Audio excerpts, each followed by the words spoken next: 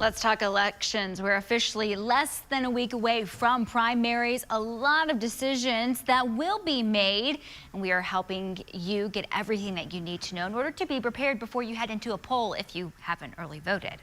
We are taking this week to introduce you to each of the candidates vying for your vote. Tonight we are focusing on the race for Ector County Commissioners. NewsWest 9's Francisco Soto spoke with candidates from Precinct 2 and 4 about their hopeful plans for the county. Ryan Patton and Billy Tripp are running against incumbent Greg Simmons on the Republican ballot for the commissioner's seat in Precinct 2.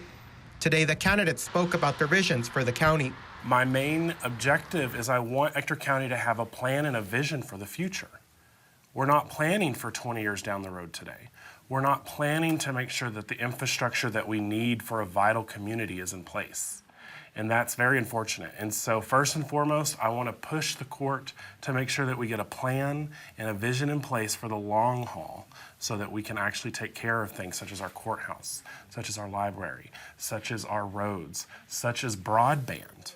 Yeah, primarily, I mean, obviously the primary purpose of the county government is to maintain safe roads and then to provide for the safety of our citizens through the law enforcement as well as the detention centers. So that's where I tend to put a lot of my focus and a lot of my priority. Other areas such as the library, that's more of a just an enjoyment of life atmosphere, and so we want to make sure that things like that are not forgotten about too. But my priorities have always been the roads as well as law enforcement. Well, in Ector County, most people understand we have a real problem with our courthouse. We have a real problem with our library. We have first responders that are being trained here and go elsewhere for higher pay. Now, we've got to address those issues. Over in Precinct 4, Savannah Morales is running against incumbent Armando Rodriguez on the Democratic ballot. This is what they had to say about their plans if elected or re-elected.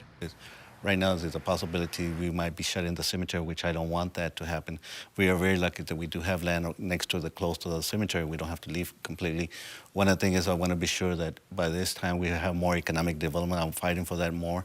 And with the money that the government has given us, like the $16 million at this moment, we're trying to possibility work. I want to be sure that if we can build a new health department and possibility help the volunteer fire department south of Odessa and possibility to have 2 of them.